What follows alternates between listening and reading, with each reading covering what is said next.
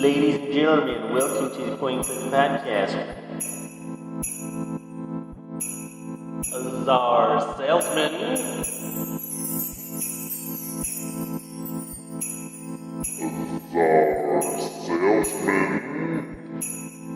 We pretend people care about our opinions. We pretend people care about our opinions.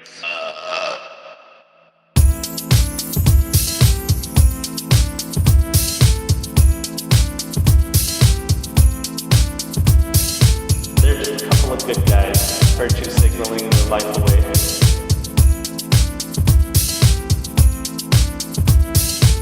It smelled like wet dog.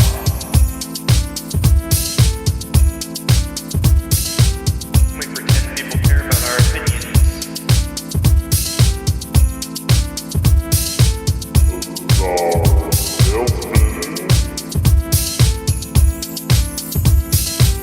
We pretend people care about our opinions.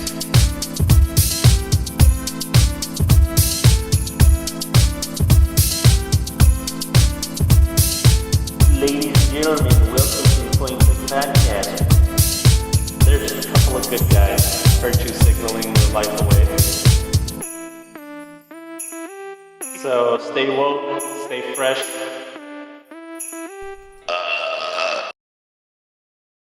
All right, ladies and gentlemen, welcome to the Point and Click Podcast. My name is John the Wise, and I have with me Czar Salesman. Hello.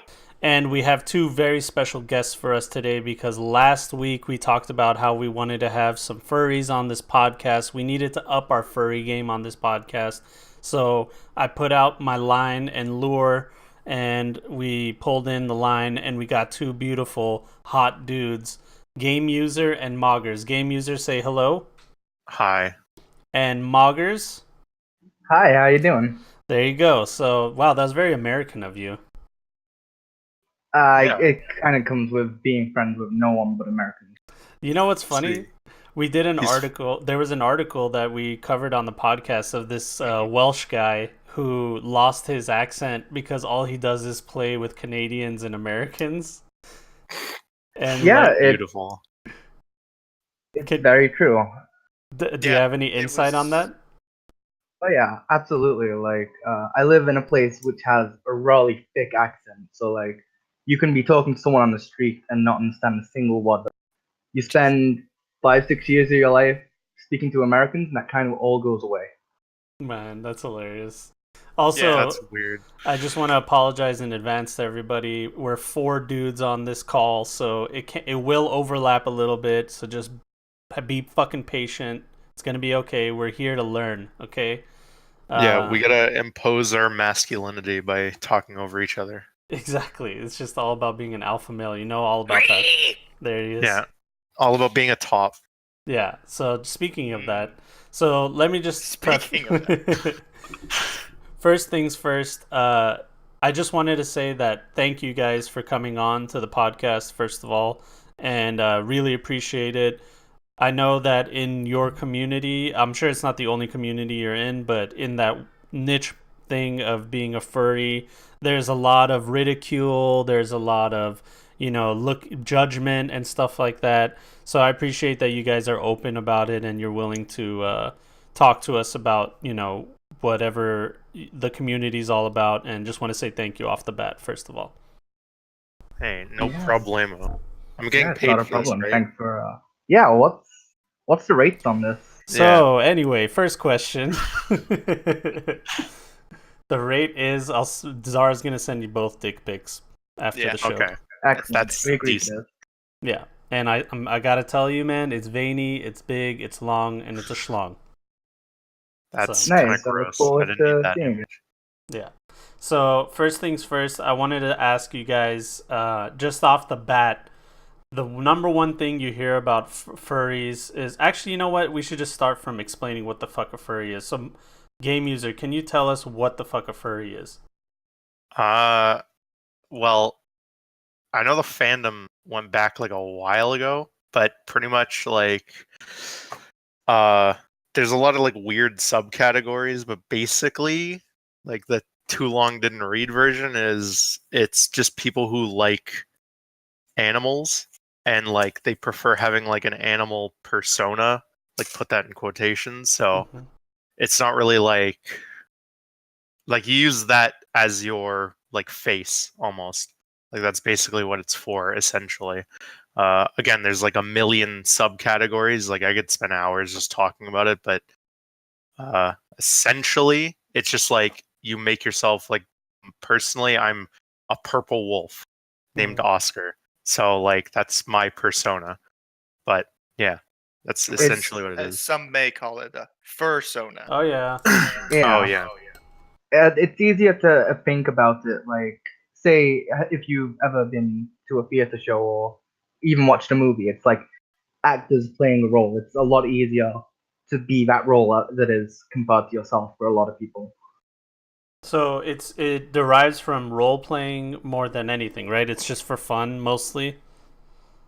Um, it can derive from fun, but it really just depends on person to person. Usually, it's just based on uh, they have some sort of anxiety about their own personal self, and they create a sona to basically be the mask. Because, like, have you ever heard the saying, like, you give a man a mask and you see who he actually is?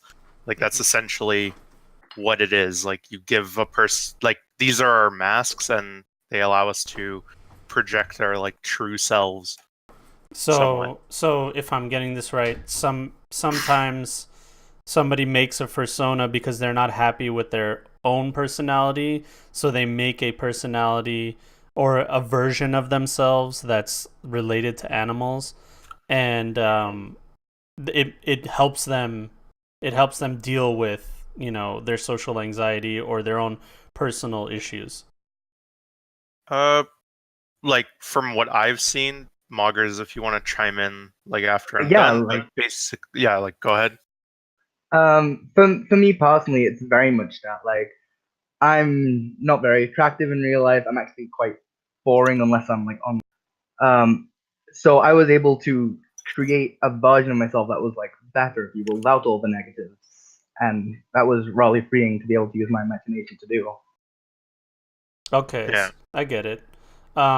Do you guys personally? I don't know if you. By the way, if there's anything too personal and you don't really want to get into it, feel free to say like, this is too personal. I don't want to delve into that. But have you guys found that being a furry actually helped you with any of your issues like depression or anything like that? Um, Absolutely for me.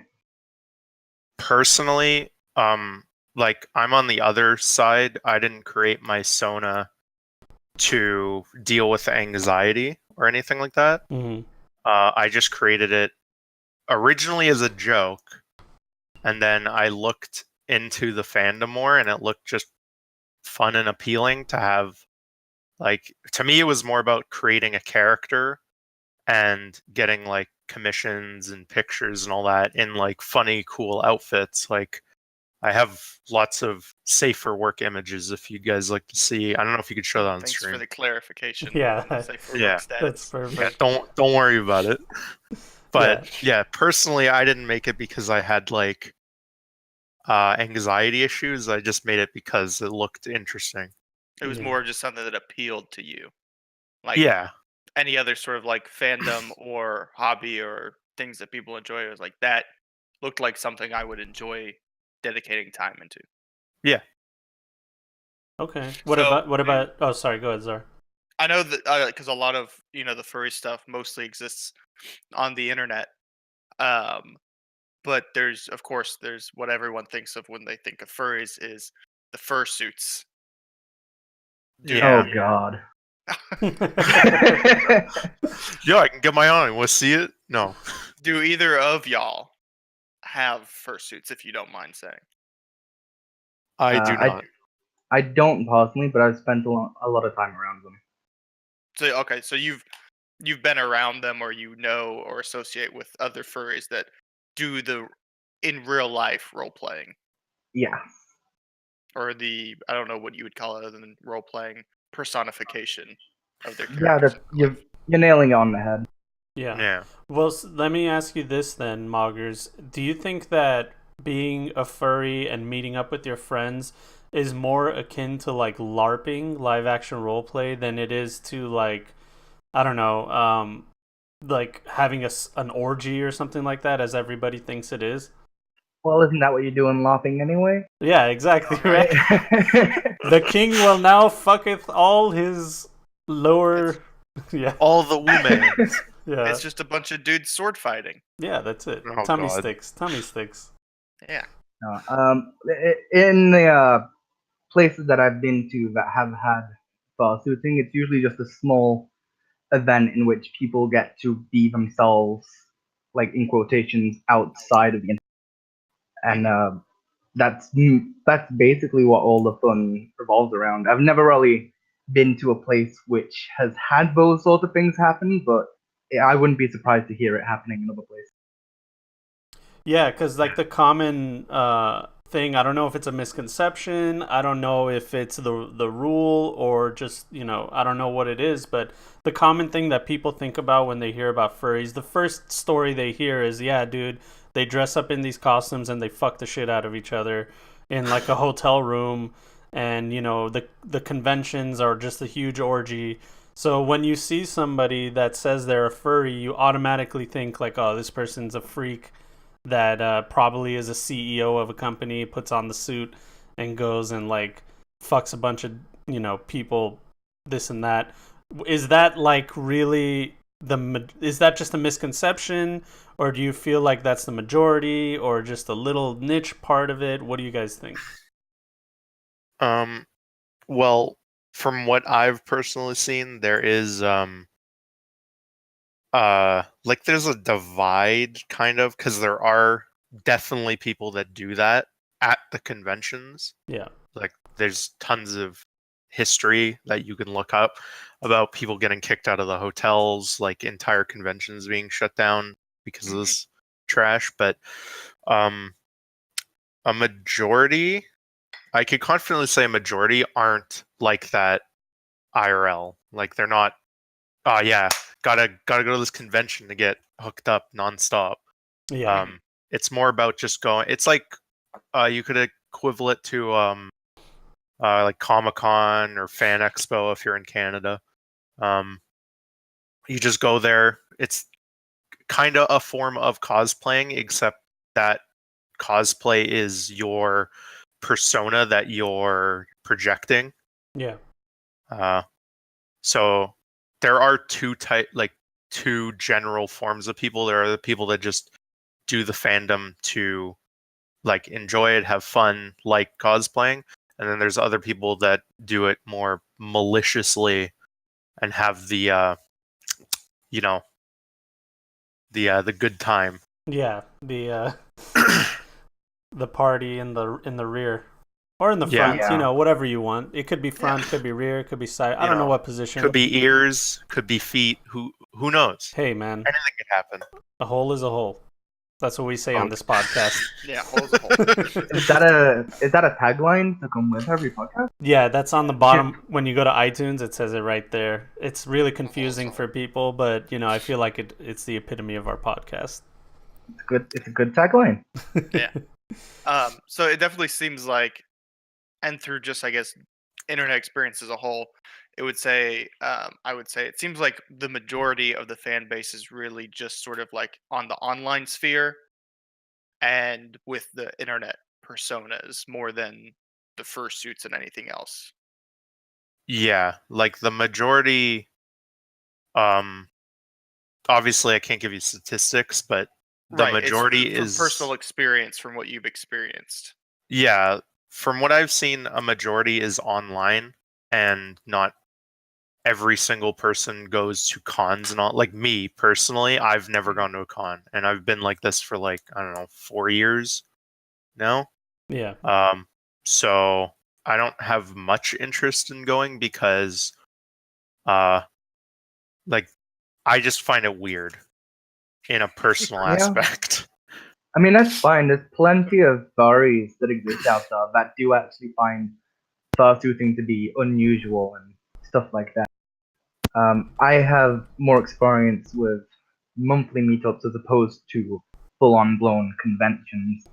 But I can tell you that we very much don't press for the sexual side of things because we do it in public places like pubs, nightclubs, etc. Yeah. We tend to rent the place out, go over, raise money for charity using raffles.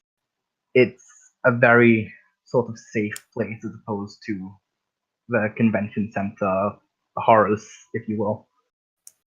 Yeah. Yeah, it's just like any other. What I would describe as what you're describing is it's just like any other community meetup of anything, of like D&D nerds That's or it. That's what I'm getting from anime it. nerds. It's like your hobby is just the I can't even think of like. I would say most of them. I'm not sure if they're for like the humanoid animals that you personify. Like that's just your internet interest and hobby, and then meeting up is just sort of a normal meetup of humans that are all interested in that. Yeah. Okay. It's exactly that. But again, there's like two spectrums because there are Right. people that like do that just to hook up. Yeah, there is a very like that's the thing about this whole furry thing is like on one end it's really innocent and it's just like there's art involved, like you said, you like doing the commissions and there's like creativity as far as the story and backstory of your persona. And then at the end of the day, it's just a bunch of friends hanging out whenever Yeah, you know. absolutely. It's kind of like if you were to like play D&D with one of your friends, except you go 10 times more into depth with the character Yeah. than one usually would. Yeah. It's essentially what it is. And then there's the other end of the spectrum where it's just this like really kinky shit, dude. And it's like That's my favorite. everybody just like goes to that at first. Obviously, like, Yeah, if the first thing you do when you think of furries is you think of yiffing. yeah, you think Oh of yeah, absolutely. and that's something can you guys explain to me what the fuck yiffing is? That's it's an oh god, what's the word called? Onomatopoeia? It's When you make the noise and it sounds like something. It's supposed to be in reference to noises foxes make when they're having sex. Oh, Yeah. foxes make that noise when they make a Yeah. yiff noise? Yeah, Like- it's just a reference to that, and it just means furries fucking. So that's really what it means. yeah. So yiffing is furries fucking. You like to yiff. It means you like to fuck furries. Okay, so then whenever you say like yiff can also be like an umbrella for all the sexual stuff that has to do with furries, right? Yeah. It could literally mean like just banging in general. Yeah. Like, yeah. Yeah. Um, So that's like the two sides. So you guys are more into the like making a persona to, to feel happy about yourself, to meet cool people that are like-minded, and it's kind of like a hobby for you guys, right? More than it is the sexual nature of it. Oh yeah, absolutely. For me. Honestly, for me, it's the both, but more the IRL stuff Yeah. is kind of like because there's a lot of weird people, so I don't do the IRL stuff a lot, but like obviously pictures, it's just porn, like that's basically it. Yeah. So that was a question that I had. That it's just going to be sort of like whatever y'all's personal opinion on it is, and it may be different for y'all as with other people as well. But like, because there's a lot of sexual stuff in the furdom.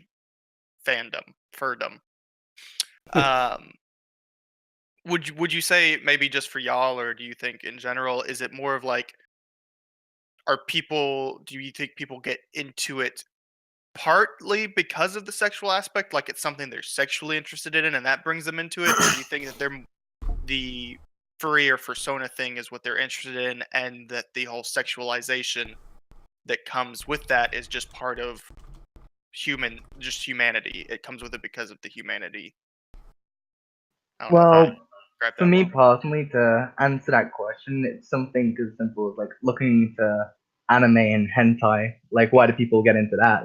It's definitely there are some people who are just attracted because of the porn, but that's I'd say it's just because it's human nature. Yeah, I get that. Another question I had for you guys, are you guys ever like embarrassed to tell people that just don't understand, especially outside the internet, like in your personal life? Do you keep that part of your life hidden?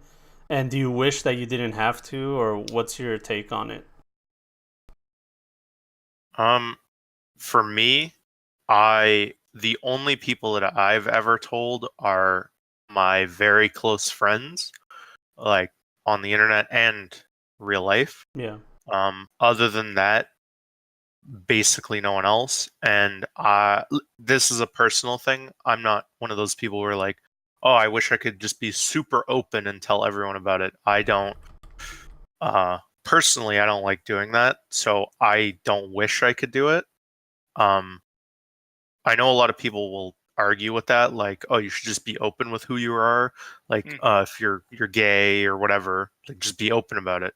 But to me, especially if it's like a fandom like this that has ridicule, I'd rather keep it private because personally, I don't see any benefit from just being open about it. What about you, Moggers? For me, it's kind of more of the same. Uh, Being a part of a fandom that has so much ridicule and stereotyping, and I can't even say it's all for the wrong reason. It can be a little rough saying something like that out loud. Like it's not something you'd want to tell your mother and for her to be proud of you about, you know. Yeah. So if people ask me, I tend to be honest, but otherwise, I don't see any shame in sweeping it under the rug. Yeah. Do you guys wish that you could be more open about it? Do you feel like you're like a class that's like what do they call that thing, man? A protected class, or what do they call anybody who's a minority or something? It's a protected class. You're Yeah. thinking Do of. you guys feel like you don't get the same, kind of defense that other people have for like, homosexuals or for any other, protected class? Do you guys feel like you're not represented enough? Um, For me personally, I don't particularly mind because as far as I see it, it is under ridicule, but it's just as much as any other fandom. Like, sure, we don't walk around screaming "wubba dubba dub dub I'm Pickle Rick," but Yeah. like Right. at the same time, we don't really need to. It's like we have all these outlets online in real life. I'm sure if you look, you could find a furry community in your city and your community, like just by looking on like Google or Facebook or anything like that. There are plenty of outlets worldwide for it. It doesn't have to be like middle of the street falsity. I get you. Right. Plus, I mean, I think, and this is going off sort of what a question of what Ty's asking in chat is. I don't, and y'all may feel differently, but I don't think that it would be I don't think it's equivocal to like a protected class like LGBTQ because it's not like a sexual orientation or anything like that. Like you're still, you still have a sexual orientation outside of being a furry. Yeah. It's more of like you're just into the furry stuff. Like how someone else might be into hentai or bondage. This is strictly for the sexual side of things. Like if you understand what I'm saying. Like I wouldn't yeah. say it's a protected class. It's just it happens to be something you're into, but it's not like something that people would are like actively discriminated against in the same way. I guess because it's like no one's like It's a hobby rather than right. an actual like gender or culture or something like that. Well, do you think that maybe for some people it's an identity? Because it sounds like for Moggers, it's kind of like like what you wish you could be outside of, Yeah. it's like everybody puts on this persona that we when we go out in public, and whether we're truer to ourselves or not is like a personal struggle with everybody. But yours, Moggers, it seems like it's really tough because you wish you could be. I don't want to put words in your mouth, but maybe that you wish you could be more open and it was more accepting. Is that true or no? No, again, it seems you've nailed the hammer on the head. It is true. I would like be able to be myself more freely, if that makes sense. But Yeah. at the same time, it is like it has been said, like it's not the worst thing in the world, and it is a very big community where you can go to anywhere and find sort of acceptance. Like Yeah. I don't know, like furries are given a hard time, like out in the street. Like we I go to these fur meets monthly, and there's always at least one person in the street who's like, "What the fuck are these freaks?" But at the same time, it's fine because being a part of the furry fandom, you just sort of deal with it. You're kind of used to that shit by the first week you're a furry. Yeah. It's mainly due to like people just being ignorant, like they just don't do their research, but like you can't be mad at that because like it'll happen no matter what. We could be like BDSM freaks. People Yeah. will, no matter what, they'll ridicule us. Like Yeah, it just so it's happened to be this. it's kind of like just normal human behavior from society as a whole. It's weird. Oh yeah, Yeah. absolutely. Like BDSM is weird, but I'm not saying that in a negative connotation. It's just what it is. It's not the norm. It's not what the majority of people are like or do. So therefore, it's weird. It's Yeah. abnormal. Same thing with jerking off to Lolita, you know, or being a furry. It's weird. So when humans experience something that's weird or doesn't fit into the rest of society that they're used to, we generally ridicule it or get away from it. So it would be hard for any sort of niche fandom or any sort of interest to avoid that sense of ridicule. Yeah. Because even like the meme, gamers rise up and all that kind of stuff. Mm-hmm. It was, gamers or nerds were a minority for a while, or it was a niche interest, and they took a lot, people ridiculed people for that. You see a lot less of that nowadays simply because it's become mainstream. Because everyone's a gamer. If you have a cell phone, you're a gamer. Right. Yeah. It's the norm now, so you're not ridiculed anymore, or as much as you used to. Or nerd is in now. That's obviously being a nerd is a little more broad and nowhere near as niche, especially anymore than being a furry, but that's just sort of like human nature is to ridicule what they don't know. Yeah. Do you guys ever feel like you wish that the misconception that all furries are these sexual deviants didn't exist? Do you wish that that wasn't what people go to first, or are you kind of like, yeah, I don't blame them. It's kind of deserving, or what's your take on it? Yeah, no, I absolutely wished people wouldn't see the furry fandom in that light, but at the same time, you only have to look inside the fandom to find out why that is.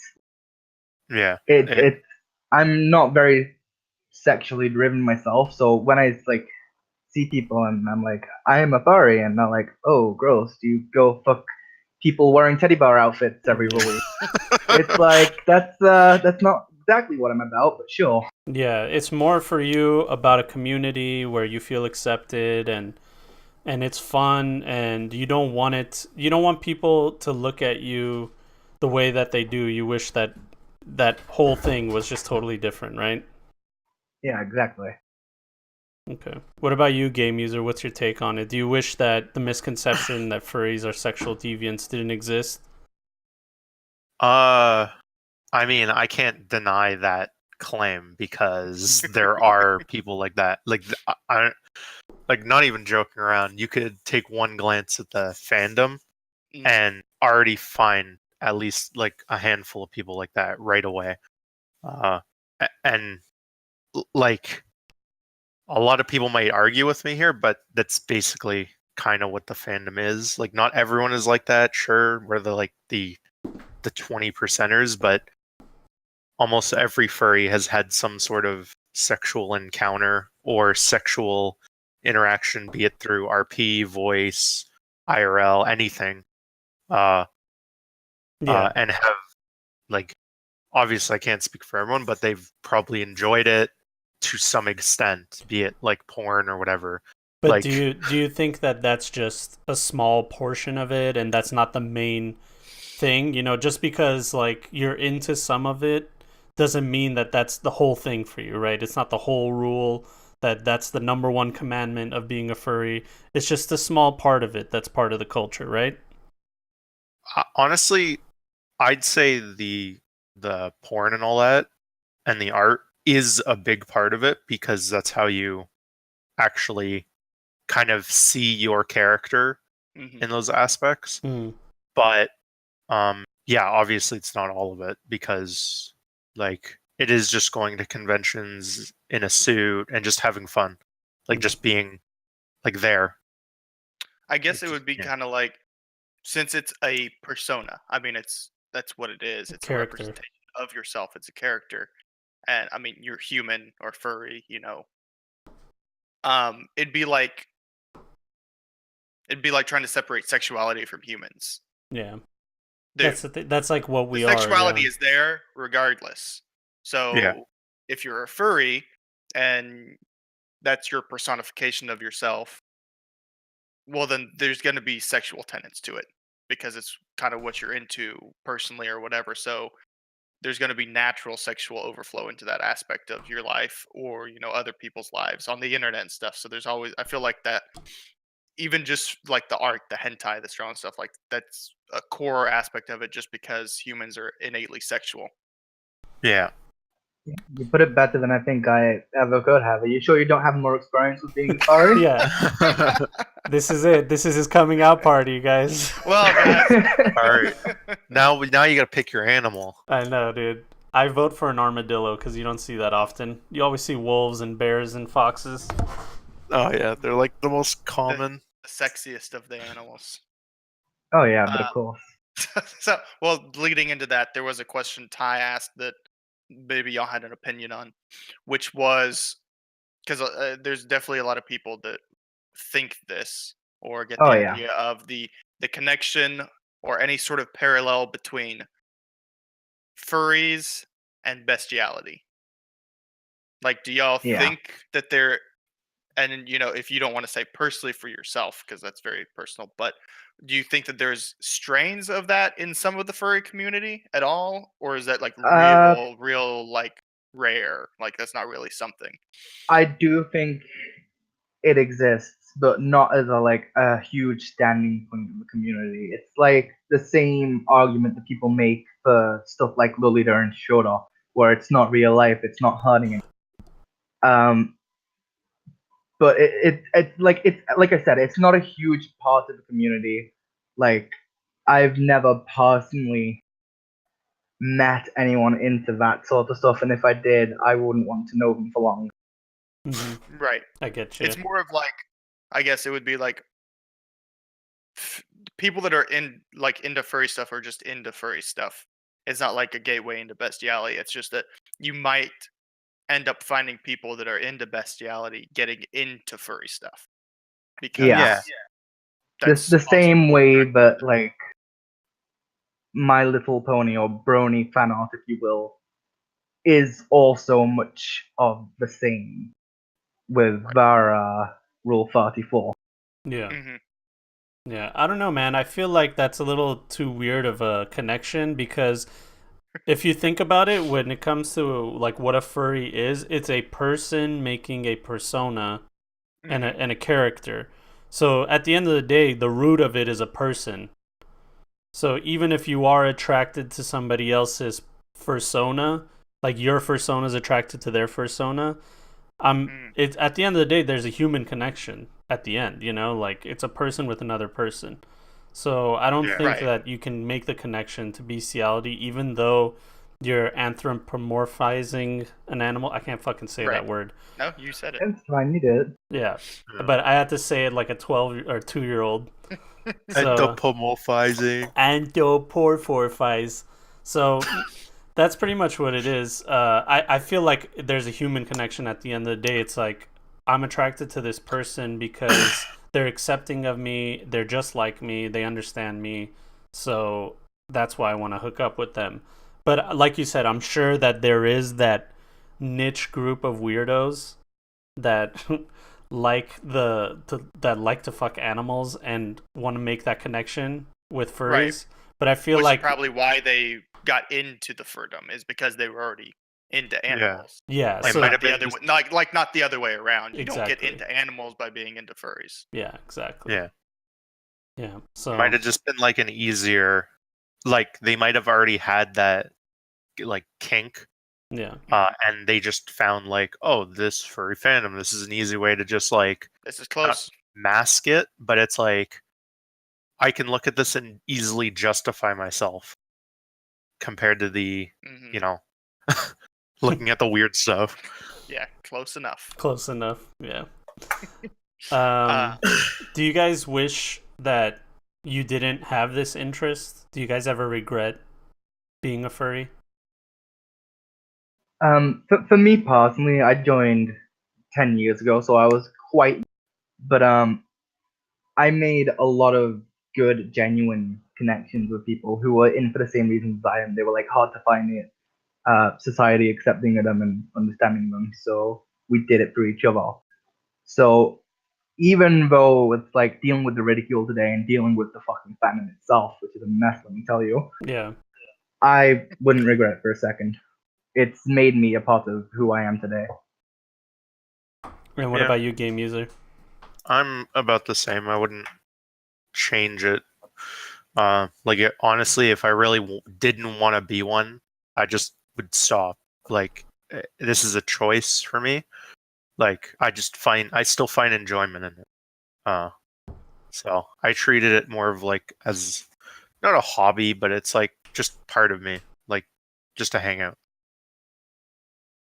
That's admirable, man, because there is, like you said, there's a lot of ridicule and everything. It would be a lot easier for someone just to hide it and just to kind of suppress it. Maybe it'll be easier, I don't know, but I feel like some people might regret it, but it's refreshing that you guys find the positive in it and it's changed your lives in such a positive way. But Yeah. yeah. Well, do you have any other questions, R? no. I guess I kind of wanted to, along with the sexual stuff that a thought that I had was, it's interesting how there's lots of like different levels to like the spectrum of getting into furry. Like when you start thinking about things like Neckos. What the fuck's a Oh, Neko? it's like a It's like a it's a cat ear. girl. You know, Yeah, you ever yeah. see the hentai with when the girl's got the cat ears and the cat tail, but other than that, she's human. Like Oh it's yeah, not an that's a anthropomorphized there's a animal; it's name a for human that. girl. Yeah, they're called Yeah, Neckos. So Nekopara. it's a whole genre. Come on, study up on your anime. I'm It- sorry, it's a- damn it. It's a whole genre in hentai with like Neckos and things like monster girls and like beast girls, where it's not I just was cats. actually, I was actually gonna bring up Monster Girls before in the earlier conversation about like hentai and stuff. Yeah, it's definitely like what brought me in was essentially like cat girls, cat boys, and all stuff like that. That is essentially how I found myself getting interested in the furry fandom and then going into it. So I'd say it's a part of it, but like again, like game user said at the beginning, there is a lot of subcategories of being a furry. So you're saying that Nekos are the gateway drug to Yeah, furries? exactly. Yeah, just one little pill and you're gone. All it Because takes. it's very interesting to me, just sort of like how humans can like I guess anthropomorphize and find things like attractive. Like there's way more people that would be willing to admit that they jerked off to like a neko hentai than to like a full furry porn. Yeah, I think you're right. No, yeah, it's about that scale again. I don't know if you've seen it. It's a very famous like furry scale where it's like 10% is fine. It's just a neko furry, and then you get to the really fucked up shit when it's just a full blown cat. Mm, Right. You're like, oh boy. that is a kitten, sir. Man. Like I think it might on my limited psychologist courses. I think it might have to do with something that it's just different. Like it's more like new and unique. That people might find attractive because like you go to Pornhub and just find all that stuff like it's readily available, but you go into like the furry fandom or bronies or anime, like it's just like surreal and like just completely different from what you're used to. So you get more of an attraction towards it. Obviously, it's different for everyone, but the people who like that stuff, I can only assume is that's why they like it, because it's like a completely different norm to them. Yeah. Would you consider bronies furries, or are they sort of like their own thing?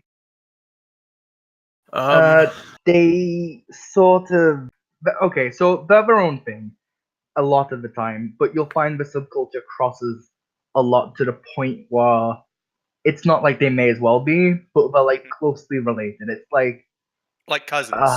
yeah, it's like if you were like a rugby game, but you also went and watched a lot of tennis games, and you had a friend that was into tennis, sort of like that. Right. Well, it's Yeah. it's both sports related, but it's slightly different. But I it's like that's a perfect analogy too. It's like the same kind of genre of sports. Yeah. But yeah, that makes sense. Shit, man. I guess in conclusion, because we'll wrap this up and get to the news. If there's anything either of you want to say, if I'm ignorant and I'm just like someone. Well, you're ignorant, but that'd take way too long, John. God damn it, Czar. Ooh. If I'm like ignorant of the thing and I've heard all the the mainstream things about furries, what's like something that you would want to say in conclusion to people so they can really understand? Starting with Moggers. I'd just like to say a warning: don't make a character that's how you get sucked in. Run while you can.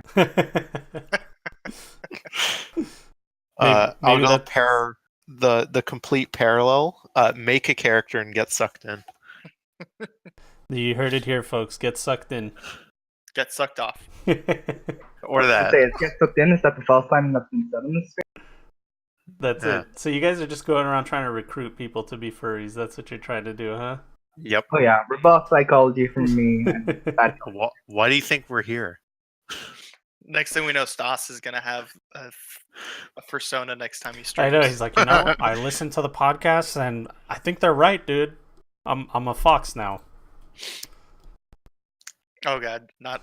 Oh yeah, boy. that's. I did. Someone. So, No, wife wife's is on walking screen. by. I'm Wife's covering. on screen. I get because I know someone's gonna get mad if we don't ask a question specifically to this. Opinions or any sort of like or do you experience any overlap with other kin? Oh no! Oh, Oh god! you like touched Talking Pandora's Wait, box. first of all, why is this a hot button topic? I didn't think that this was gonna be so crazy. Because I have a feeling even furries think other kins are fucking weird. Oh Okay, shit! There's drama. No, Hell it's yeah! like- Oh Okay, man, you don't so even it's- understand. Like the entire furry fandom is just drama, but the otherkin stuff is just like, how can I I summarize compare it? it to adult diaper baby. Oh, So it's like, you know how you're just walking down the street and then you see a guy in his backyard wearing nothing but a diaper and a playpen? yeah. Yeah, that's otherkin safaris. Okay. Yeah, like they're weird to us. It's basically like, you know how we create like a persona and project through it? Yeah. They are their persona. They Like, identify it. They identify Here's- as it. I'll give Yeah. Ty to sort of give you an understanding of otherkin. I don't even know really where it originated, but it's prominent on Tumblr. It probably originated on Tumblr. As all things do. As all things do. It's like people that like sort of like how you would think of spirit animals, except for that they really believe that they are their spirit is an animal that's born in a human body. Yeah. Yeah. Like I know a guy who identifies as a sea otter. He was Like, somebody that Not just identifies, like they think that their spirit is the spirit of a wolf. Like they are actually a wolf in a human body. Yeah. That's what they are. So they, like the guy told me, he came onto my stream and he's like, I'm a female sea otter and my boyfriend is like is a male of another animal. I don't know what animal it was, but they're both gay men in real life. So it was kind of confusing, but I think I got it. But that's how he's like. That's how I identify as. So he kind of has like a duality with him, where he was like, I identify as two different things: a gay man in real life and a sea otter in real life. So I was very confused with it. I didn't You're like, understand it. wait. It's like Yeah, so. there's a Have lot you of ever- confusing people like that. Have you ever met anyone that is convinced they are a lich from the Warcraft series? Oh, No, boy. is that a form of otherkin? That is a form of otherkin. And I Dude. spent Well, about 3 years of my life trying to be polite, Well, it's been a good podcast, Yeah. guys. trying to get shut down. That's, Dude, it that's would where be the bus stops. it would be nice. It's like, bitch, you wish you were a lich from Warcraft. you work at fucking McDonald's, dude. All right, you're a cashier at McDonald's. You're not a fucking lich. You wish. How dare you judge me like that? I know. I don't want to be insensitive. I'm sorry. You're a lich. Thank you. Yeah. I'm glad you Oh, boy. finally understand. Yeah. Sorry. Anyway, though, anything else? I think we covered it, I dude. think that I should have written down a checklist because I almost you forgot guys- about that one. But I think there's- that covers. Yeah, there's the kinks. If you like, There's- because that's a huge part to it. Explain. Like, there's websites. Like, there's this website called there's F List. Oh, there's. Oh God! That gives you like you can literally list down your entire list of kinks. So it's like it can range it's from like once you hit 18 years of age, that is the way of life for most furries. They go to F-list and they list down every single kink in the universe that they're into or not, and then they roleplay that is shit. yeah. Oh, so it's Okay. like a bunch of chat rooms with those kinks or fetishes or whatever. Yeah. That's Mm. interesting. Sounds like it's a terrible place. What did you say that website was? Yeah. It's it's called F List, like F.list, I believe. Yeah. No. Holy shit. It's about as infamous as Bad Dragon is with furries. Oh my god. Yeah, that was. In fact, there's- wait, no, I there's- regret bringing that up. There's Can you cut another that out? It's Just not. like no. can you cut that. Shut down the stream. Turn It's it down. happening. It's happening. Explain what it is. Is Bad Dragon a big proponent in the furry community? No. I've met far too many people who are proud to say they've purchased items from that website. So Yeah. I would say yes on your. It's a dildo website. That's it. Yeah. It's literally all it is. John, you know what it is, right? I know what it is, yeah. Okay. I didn't understand what he said at first, then you reiterated it. Yeah. Because that was interesting to me because it seems like that's another one of those weird overlaps, like where the Neko is like a transitional. It's not full furry, but it's sort of like in that weird in between place. I'll be right back. Sorry. And it seems like Bad Dragon is also kind of in that weird in between place. For me, it circles back to like a lot of people don't see it that way, and I'm probably probably gonna offend a couple of furries here, but to me, it circles around to bestiality. It's like they're literally dildos based off animals, and I don't see the attraction though. Right. Yeah, because not all of it's the, dragon dildos, because, dragon's not an animal, so it's a made-up penis, which is fantasy. How dare they- you? But they also have dog penis and horse penis, which are very real penises of animals. Dragons are real. Yeah. So, yeah, I definitely see what you're saying, where that's, you could be seen where it's like that's sort of stepping too far into sort of like the bestiality form of things. Oh, so they just want to complete the fursona. That's what they're trying to do. Well, because I've noticed, It's a big discussion between how far do you want to make your persona anatomically correct as opposed to the real life counterpart. I get it. And me, I'm someone that's like, hey, the ears are big, the tail is fluffy, that's adorable, I love it. For a lot of people, it is, as we've discussed, it's the sexualization of themselves. Okay. And they just like push deeper and deeper into it, and I'm okay with not doing. You're okay with because there is the furry porn where it's like the anthropomorphized dogs, but the penis is still a dog penis. Yeah. Yeah. So To me, it That just would be seems too like far for y'all, or at Guys, least you muggers. I'm lost. I'm lost already. I don't know what's going on, dude. I'm just like I'm Yeah, we're digging talking myself about a animal hole penis. here. Let's just go to F list and we'll just call it a day, all right? all right. Well, let's find out what your kinks are. All right. Is there a select all button? I actually think there is. That's hilarious. Yeah, for a lot of furries, it's easier to walk the way backwards. God, That's funny. Yeah. that makes sense.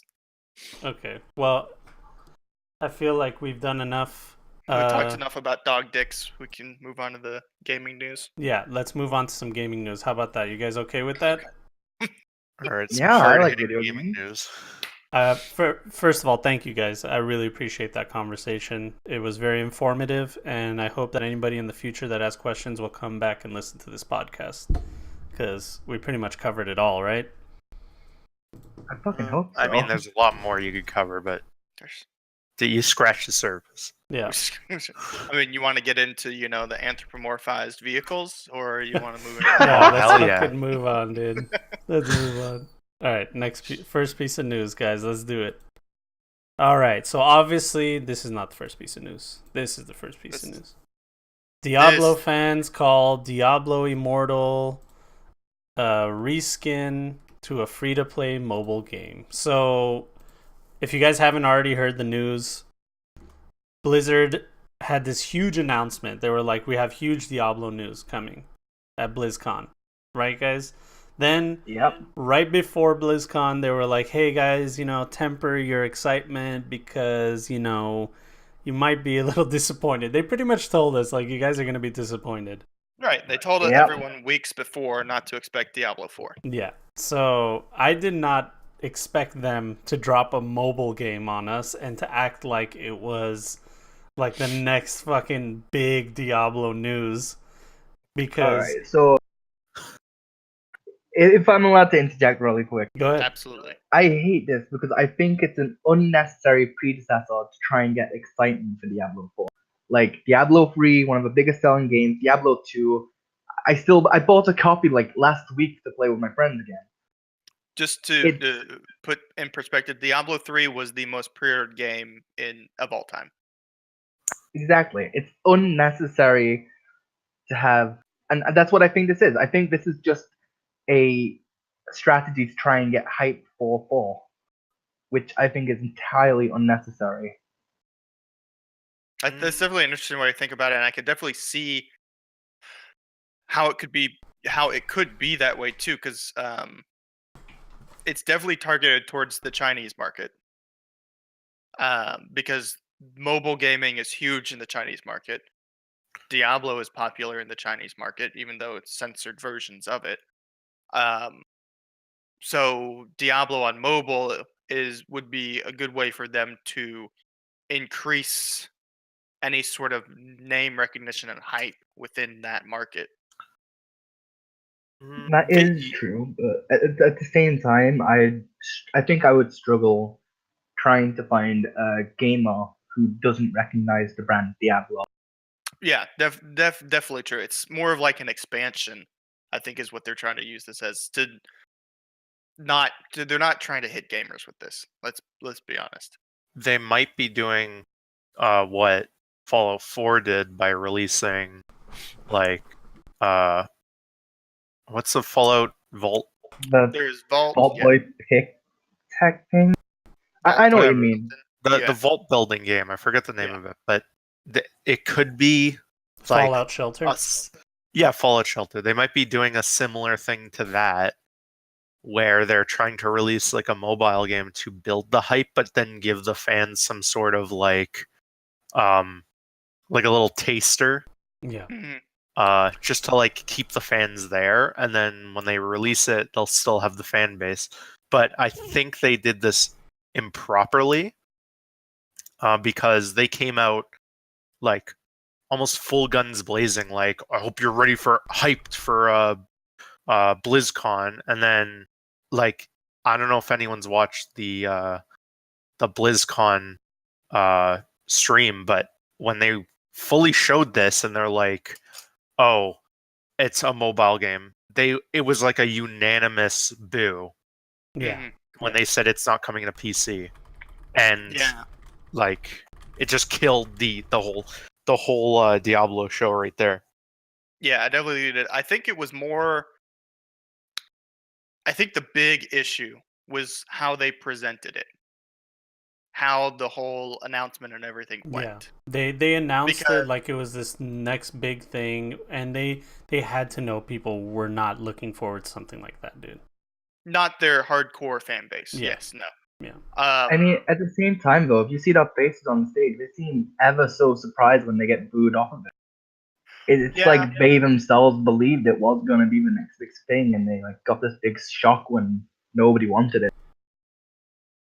I would say, and I could be completely off, but I think that's more of just shock at booing in general. Like, I mean, these are developers that are forced to go up on stage and present something, and Yeah.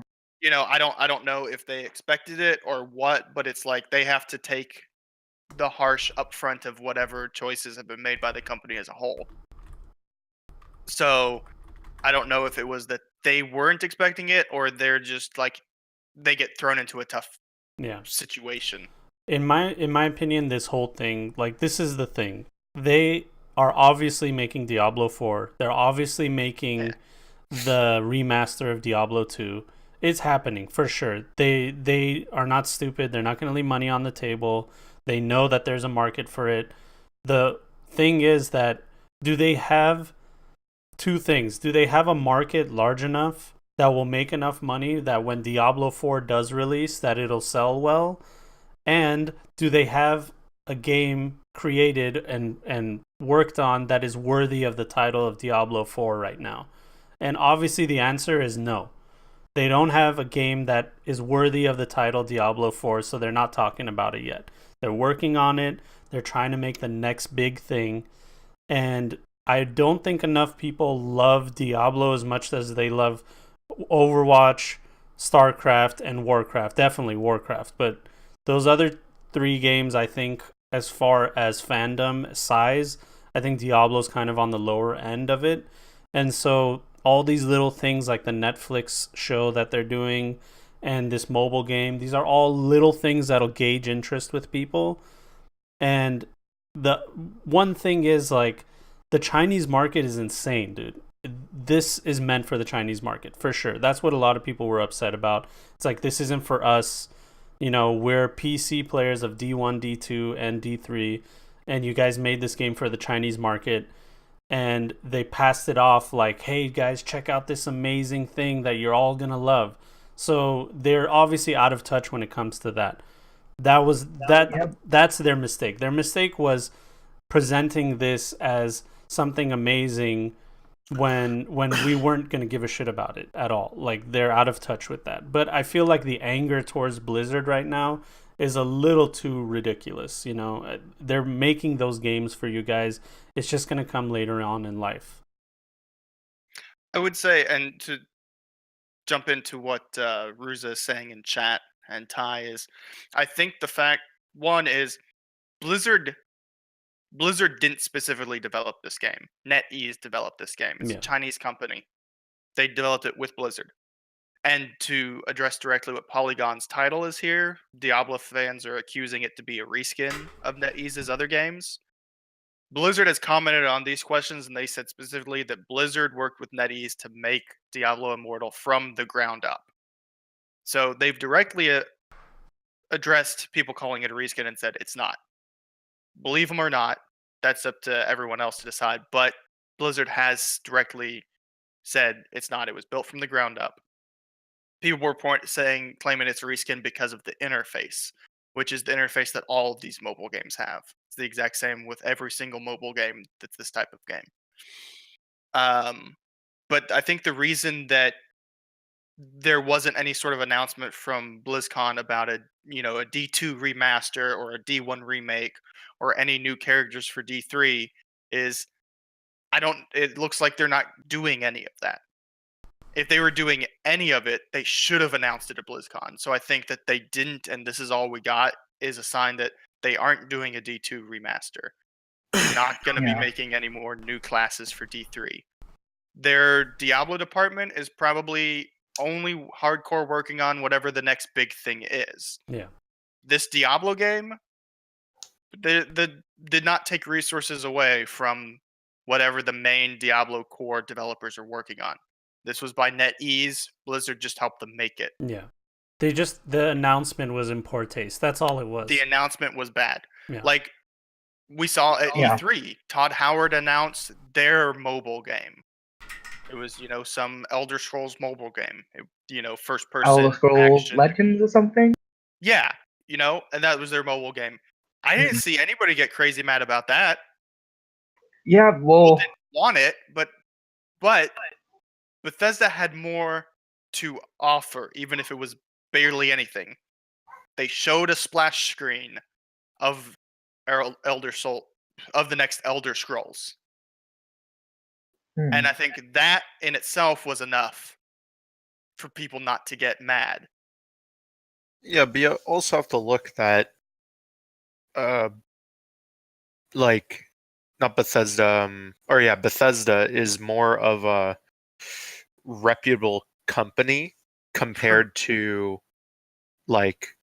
Blizzard. Like, Blizzard has its reputation, don't get me wrong, but Blizzard's known for outputting very high quality, good finished products with huge cinematics, millions of dollars of advertising, and then they give you a mobile game. And it's why are you wasting our time? Why even show this, period?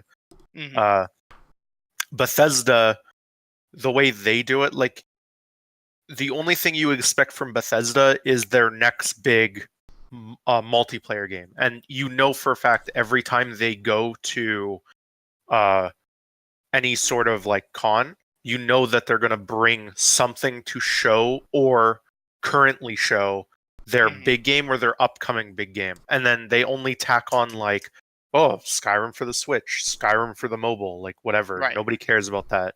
Yeah, this is a side project, and it should have been a side announcement. Yeah, it shouldn't have taken main stage. Dude, they had the Diablo logo in the back, but a room filled with people oh my god, this is it, dude. They're gonna do it. Yeah. They're gonna do it. Whoever designed whoever made the decisions of how their presentation was gonna go should be fired. Yeah. Absolutely. Because I don't think it's so much that the issue isn't so much that they're making a Diablo mobile game that's sort of like a side story. It's a side project. I don't think that's really the issue. The issue is sorry, go ahead. The issue really is just how they presented it and how they acted about it. Yeah. The issue is they allowed that glimmer of hope of, oh my god, it's gonna be Diablo 4, and then they were introduced to just another mobile game. Yeah. And it's the same thing that happened with Valve's card game. I don't even remember what it was, but they announced it it was gonna be big. Artifact. And then it was just some shitty Dota 2 card game that nobody cared about. Yeah. Well, yeah. In that case, no one asked for it. They just made it, and it happened. But similar to this, nobody asked for this, but they're gonna make it because there's a huge market they can capitalize on. Yeah, which is fine, dude. Do that, but it's just the way they announced it. And last year we got nothing for Diablos, literally zero announcement. And so this year they hyped it up before, and then they sent out that letter saying hey, temper your excitement. It's dude, you're the one that got us excited in the first place. Yeah, I think they were just really off base with how I guess they really expected people to be excited about it. Yeah. I think just overall it was just a bad move. Yeah, but I don't think it's the end of Diablo. If you go to the Diablo subreddit, god, you look at Reddit, just over Reddit, the on Diablo the subreddit, dude. Oh my god, have you seen Reddit? Even the Furries avoid Reddit. People are saying Diablo is over. Never buying a Diablo game dude, again. People on the Path of Exile subreddit, the top post is welcome all D3 players. Dude, relax. God. Relax, dude. I'll say this, and because I always will make fun of people who are so thin-skinned and easily offended, is hardcore fans of any gaming IP are some of the worst pathetic fucks Oh yeah, out absolutely. there. Kind of I'm a like hardcore fan furries. of like Yeah, like exactly. furries. Like, they are so thin-skinned, and it's funny too because they're also some of the people that like to be really anti-PC. I'll be anti-PC, but these people, there's so many comments on Reddit about this is a slap in the face. Blizzard directly insulted me with this. Oh my And I'm like, god, yeah, get the fuck over so yourself, much you little victimization, child. dude. Yeah. Like, it's a game company that they produce games. That's what they do. This is a side project. Who cares if you're insulted? Why are you insulted? I'm personally attacked. Right? It's like, I'm how do you feel uninstalling personally WoW. attacked? Like, get over it. Just don't play the game. Wait for the next big one. It was 12 years between Diablo 2 and Diablo 3. Yeah. Like, we know it's gonna probably be a while till Diablo 4. Yeah, and We would Oh, yeah, like more sure. transparency. We would love more transparency or any information. I would be happy with just an art book. Yeah, at this point, just be glad it isn't Valve. yeah. Right. Glad they made the VOD. That's the other So- thing with today's, like, just the way things are nowadays with today's market. We expect sequels to come out real quick. We expect them to work really hard and make a better game. But it's like, dude, it's not going to be easy to make. It wasn't easy to make Diablo 3, dude. Diablo 2 was so fucking good. And Diablo 3 launched horribly. Horribly. Terribly. Yeah. The game's not even the same game that it was in launch. It's not even any, like, a few things are the same. Everything else is so different, dude. Yeah. So I feel like people just need to wait, man. Just be patient. Again, It's gonna come. It's exactly like you say it is. People have become too like romanticized the idea of, oh, I've got this game, so this game will come out in like a year because that's what Call of Duty and Battlefield and all those sorts of genre games do. Yep. I was And about that's to. just not a thing that happens if you want to make a good, like polished game. Exactly. It's funny too because with the Call of Duty stuff is people make fun of Activision and Ubisoft and all of them that do the yearly games. But then they're like, why isn't this game that I really want out yet? It's been 2 years. It's Yeah. like, but then you go and you bash the yearly cycles of shitty games that constantly come out. Exactly. It's because it's a yearly cycle. And Like, even with Activision's Call of Duty, like those companies, the development studios that actually make the Call of Duty games have like 3 years in between each one. Like Treyarch makes a Black Ops every 3 years. yeah. But Call of Duty comes out every year because they have other studios that make the other ones. Also, I'd like So to it's- remind all you guys that Diablo is one of the only games that Blizzard has that has no microtransactions. So it's not sustaining any income. Yet. Well, it did in the real money auction No, it house. had It was that they made a cut off of every sale, so they made a lot of money in the beginning, but then they took it out. So they took out something that was making them money so that a game would be a better game, which shows that they're willing to, they're not as greedy as people think. You know what I mean? Oh yeah, no, absolutely. Like I love Blizzard. Don't get me wrong. I'm like heart to heart when it comes to Blizzard. Like I didn't really enjoy World of Warcraft, but I love the like policy as a company, and I love like games they make like Diablo or Overwatch, and I really like how they handle the microtransactions here, because it always seems to be based around the player and like how does the player react to this and yeah. stuff like that. Like Exactly. Overwatch is the biggest criminal in my eyes because even though it wasn't the first, it was definitely the one that popularized loot boxes. But even then, it's like we you know, the developers listen to the fans and like redesign the loot boxes based around that. So even though it is a microtransaction, it's always in the player favor. Microtransactions in these popular games, it's a fucking balance between reward and how much things cost. So like what's the cost reward? If I'm spending, like Hearthstone is the worst. You can spend $200 and still not have the cards that you want. And you can spend $1,000 and still not have the cards that you want. So Hearthstone is the worst of the worst when it comes to that. But something like Overwatch and Heroes of the Storm, all the loot boxes, they're just cosmetic items. They're fun things to have, but it doesn't change how much damage you do. It doesn't change whether you can win or lose a game, and that makes a big difference. Yeah, like that's far. I've never really been a much of a Hearthstone player. I actually completely forgot that was a Blizzard. Yeah, I So mean, the Kripparrian, which is the top Hearthstone streamer, every time a expansion drops, he buys like 1,000 packs and he opens them on stream, and like 50,000 Oh people God. watch him. Right. And so he bought the equivalent of, it was given to him for free by Amazon, but they gave him the equivalent of like $1,000 worth of packs, and he opened them all on stream, and then he showed everyone like there's still some cards that I didn't get. I needed to craft them, and like I didn't get what I wanted exactly. So it just shows you like that some games do it poorly and some games do it well, and Diablo's one of the games that didn't do it at all. They took it out completely, so it wasn't sustaining them any money. And here we are today. Maybe Diablo 4 will have more microtransactions. Maybe that's their fucking answer. Who knows? I think if people, because gamers can be so entitled sometimes, if people expect constant updates and stuff like that, more content to come down the pipeline, all this kind of stuff, you should expect there to be microtransactions. If you're expecting the game to be serviced with regular content, you should expect there to be microtransactions. Yeah. That's it. Like, I don't have a problem with microtransactions personally. The only time I've had a problem with it was in, like, I don't know if anyone's played For Honor, Yeah, I but have. because Hearthstone, you can kind of justify the reason why they do their microtransactions because it's a card game. Like, if you wanted to get into Might and Magic, like right now, you'd have to buy stacks of cards and just packs and just keep opening them up, unless you go to specialty stores where you got to pay like 80 to $100 for the card you want or whatever.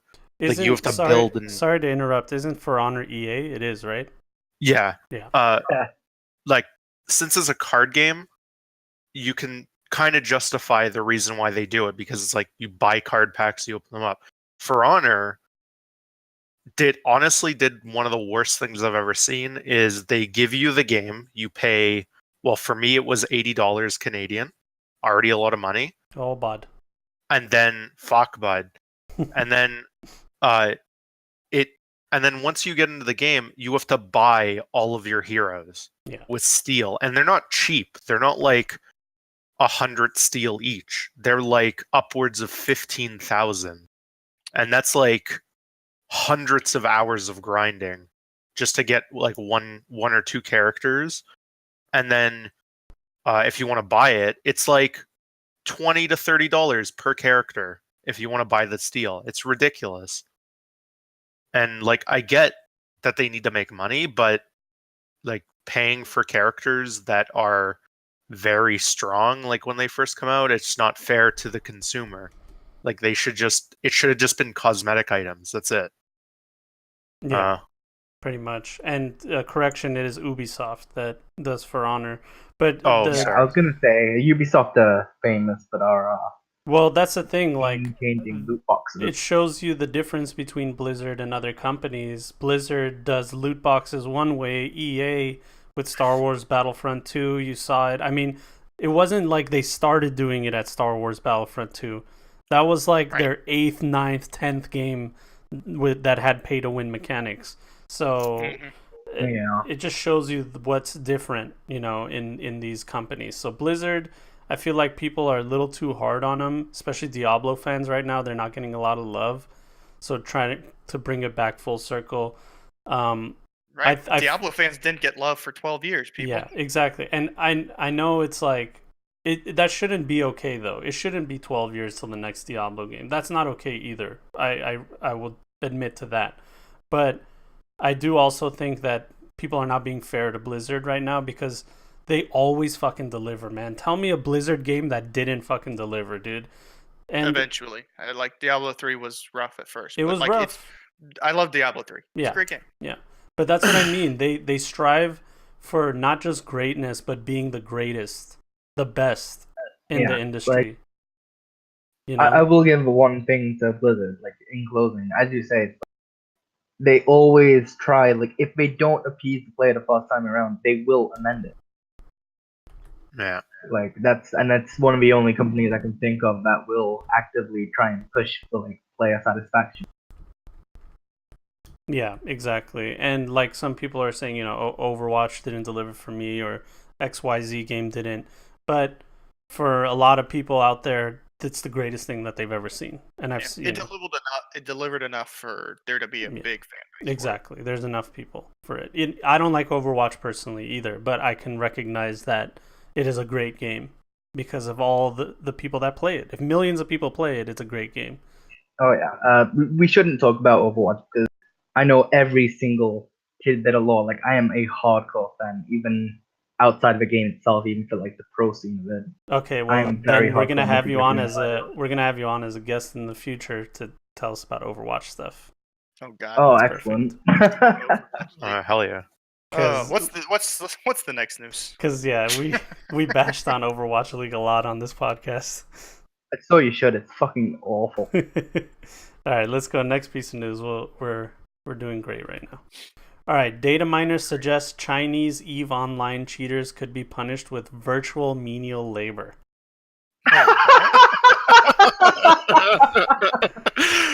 Okay, so that's how you handle cheaters. First of all, I understand that there's that whole thing of like Chinese gold farming and like, that they're into that kind of shit. But dude, I didn't think that they would actually fucking code it into a game where like anytime they cheat, you have to do menial labor before you could play the game again. Is it wrong? I actually find that shit really relaxing in MMO. Like, I will happily just put on like a Spotify playlist and go do the most boring shit I can, like resource gathering in Guild Wars 2 or map exploration, because I just find it brain-dumbingly relaxing. Yeah, that's the one thing I do like about MMOs is if you need to relax, you just put on some music and you just go quest and do stupid little things, solo especially. But this feels like something else. It's just crazy, dude. It's yeah. Yeah, I think it's normal to like feel relaxed by that kind of stuff. I think that's why so many people do it. We're slowly going into the cyberpunk world now.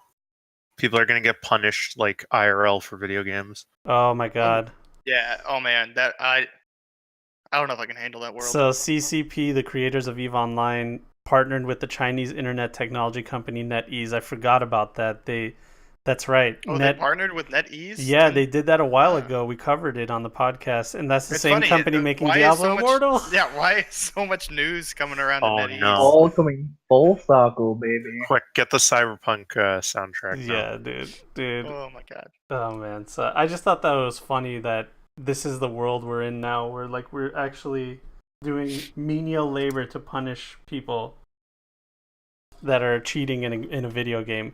Honestly, like there's a lot of times where I just want the cheater to just get the worst, like not just the ban, like ban his IP, ban his computer, ban his life, game end him. Yeah, at least this way I'll be able to sleep at night knowing that someone somewhere, poor Chinese person, is just sitting up at night, 1 a.m. on his computer mining. It's like, yeah, dude. It's like, no, you're not banned. Keep working.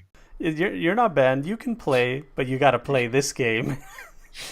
You see that, Yeah, Rock? it reminds me. What was that one MMO where if you got suspended or something, your character would just be in a black room with an NPC saying like, "No, that's not how you behave here." Oh no way! I've never heard of that. What is that? Oh god, I can't remember the name of it for some reason. But it was a pretty big thing. Video game punishment. Black room. Let's see. Great Google. Great Google. Black room video game. Video game cruelty punishment. Persona 2? No, I'm not gonna find it. Sorry. No, it was an MMO, but I think it was an MMO anyway. I just don't remember it. It was a long time ago that I read about it. All right. Well, that's it. It's fine. All right, let's go. Next piece of news. Let's fly through it. It's funny. NetEase taking over. No Man's Sky latest update will be underwater. I don't know if this is really newsworthy. This is still a game. Yeah, they made a new big update where it's like underwater. Do you guys play No You can Man's Sky? find underworld or No. underwater worlds. Well, as someone who has played No Man's Sky, I would say that the underwater parts of planets are like completely, like untouched. They were untouched. They were just like there, but nothing amazing was happening underwater. So the fact that they released this just means that what the fuck's No Man's Sky gonna look like 5 years from now? Is it gonna be this like insanely large game that has I mean, all these insane features? It already has so many fucking features now, To be How are they honest, to making their me, money? Sorry, go ahead, Moggers. Oh. Sorry. For me personally, No Man's Sky was just a case of too little, too late. Like I could never find myself getting back into it after the startup controversy. Yeah, I totally get it. It's the same thing with a lot of people. But the Oh, yeah. latest update was actually pretty good. So if you are wondering, you would have fun with it. Everyone did. Everyone that hated I it played had it fun. for a week, and Cox played it for a million years. Yeah, he got obsessed, and then he unlocked everything, and then said, "All right, I'm done." And now he's done with the game. Yeah. He was playing like 12 hours a day. It was ridiculous. It was a little. I was worried. Yeah. That's something that gamers do quite often is they find a game they really and they dedicate a lot of time to it, and then when they complete it, they're like, okay, Yeah. all right, that's done. Bye. That's Yeah. it. All right, next piece well- of news. So No Man's Sky, if you're into that shit. Red Dead Redemption 2 companion app points to PC version of the game. So Oh. I mean, that doesn't surprise me in the least. I mean, I definitely think that Red Dead 2 is going to get a piece. I just think, like GTA 5, it's going to be quite delayed. yeah. Yeah. Rockstar's always focused on the console stuff. So apparently within the files there were parameters including the string of text where it says companion auto PC connect, and then there's one for Oculus, and then there's one that says PC version okay. void. So it looks like there's files and parameters that point to them having Oculus and PC stuff. I mean, anybody that thought that it was not going to release on PC, I mean, come on, dude. Of course it's going to Yeah. release. Yeah, on exactly. I Like the worry amount of people. sometimes. Yeah. It's ridiculous the amount of people being like, "Oh, boo-hoo, we don't get a PC version. It looks bad because it's just gonna be done in like 8 months. Just give it time." Yeah, I doubt they wouldn't release it because look at Especially with GTA. with the success of like GTA 5 Online that they've had. Yeah. Good lord. Speaking They've of made RP, so much dude. fucking money. Speaking of RP, I can't wait till fucking Red Dead Redemption 2 online RP my servers, God. dude. Oh yeah, now we're talking. That's what I'm talking about. Yeah, This Thunder, could be who great. hosted earlier, I know he'd love to play that be a snake oil salesman. I want I Claude. I'll I do want it. Claude to be a. I want Claude to be a priest online and like go around blessing dead bodies and shit like that. All right. Oh my God. So yeah, PC version coming. Very likely. Like Rockstar did a shit job hiding it. Rockstar would be the dumbest company in the world not to have a PC release. So there's no way there isn't going to be one. Yeah, exactly. That's it. Yeah, they'd lose out on so much money. Yeah. So much money. Oh, Okay. oh. Next piece of news. Hollywood is making an Attack on Titan movie. Nope. Shut it down. Oh, Yeah. We're in the Next wrong topic. I timeline. really hope. Is it animated at least? No, it's live action, and How do you even manage to even conceive of a live action Attack on Titan movie? but there was There's been a couple, all of them flops. I wouldn't recommend them. Right? So If this ends like how Death Note did on Netflix, No, I've seen a fair amount of both. The Attack on Titan live action was a lot worse than the Netflix adaptation. Death Note. ugh. what's funny is you can read right there. It says, according to the Hollywood Reporter, Andy Muschietti, who recently directed the It remake, is helming an Attack on Titan movie for Warner Brothers. Wait, but the It remake was really good. That's what I'm saying. The It remake was good, so maybe, possibly. I mean, no, There's this been is a still gonna lot be of trash, good but directors and a lot of good actors that have put their names on That's things true. that have ended up terrible. So Yeah. until Like, it happens and I see it and it's good, I don't trust it. Even then, it's like it's such a gamble doing anime adaptations, especially so bad, so real life big. ones. Dude, Like- the Full Metal Alchemist one on Netflix was amazing. Like the only thing, like it keeps reminding me of the Death Note one because, like, okay, Death Note wasn't the worst. It was okay to an extent, but How dare you? man, it was That's pretty that bad. It wasn't the worst thing I've ever seen in my It's life. terrible, dude. First of all, Yeah, it was definitely terrible, but is it the worst anime live action adaptation you've ever seen? It was the worst adaptation of Death Note you could possibly do, but I mean, like, it wasn't produced horribly. You know what I Yeah. mean? Like, Yeah. the show or the movie, it was quality made, but God, they butchered the story. Yeah, it's Yeah. like it's a good movie if you've never watched Death Note. Yeah, I could see that. what about I don't know if you guys saw the Full Metal Alchemist one. They had a Japanese guy playing a refuse to. German kid with blonde hair, dude.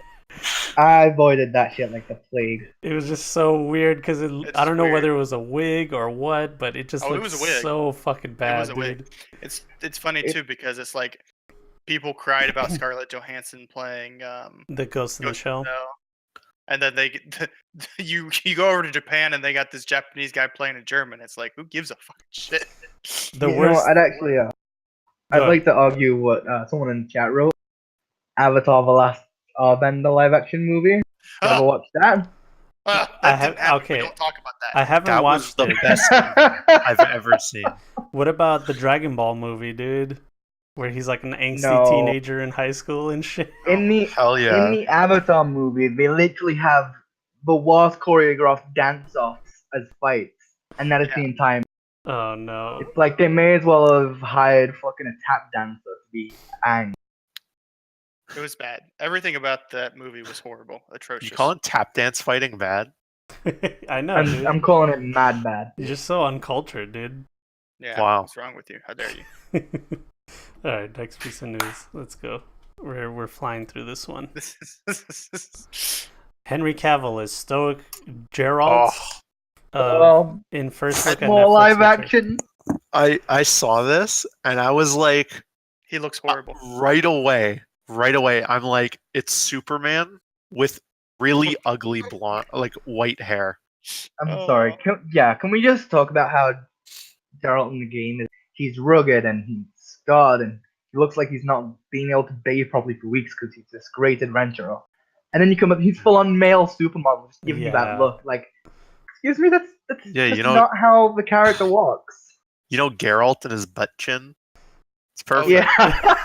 I think maybe it's the butt chin that's really getting me, but this picture kills me. It's so bad. It looks like Geralt just graduated high school. That's what it looks like, dude. Time to go fight some monsters, Yeah. guys. Exactly. He looks like he's 20 years old. Looks absolutely Oh ridiculous. my god, they're right. It does look like Legolas. It It is does. Legolas, yeah. Holy shit. You know what? And I was really like, oh man, this is gonna be awesome. Netflix makes great series, but then I looked at They this. make some. I was even series, happy with Henry Cavill being Geralt. I think he deserves better than what Superman, because he's a better actor than that. But Right. I think he killed Superman. Like he was a good Superman. It was just a shit movie. Like it's just not a good movie, you know. It definitely was a shit Yeah. movie. But this is bad, dude. I don't know. This is bad. If you guys are listening, this is a Polygon article. You guys can just search Netflix The Witcher on Polygon. You'll see a picture of him. It's the first picture released of Geralt in the Netflix adaptation, and it just looks so bad. Yeah. Yeah. Did you hear about the- Oh, it sorry. might not be so bad, but all they've done with him to try and make him look like the character, like maybe this is just some very early production thing, because all they've done is put on a wig. And they're like, okay, you're the character now. Great. Budget cosplaying. No, they took very careful seen- consideration yeah, of this that's- picture because, as you can see, half of his face is obscured by the shadow, trying to show you that he's some kind of denizen of the dark, mysterious guy. But really, it just looks like a Gucci model that has poor lighting, dude. It's just bad. Yeah, Gucci in like ancient Poland. Yeah, exactly. Right. Did you guys hear about the controversy about the Witcher author? Yeah, Wasn't we he covered it on the podcast. Like he's Did you hear what the Metro author talked about?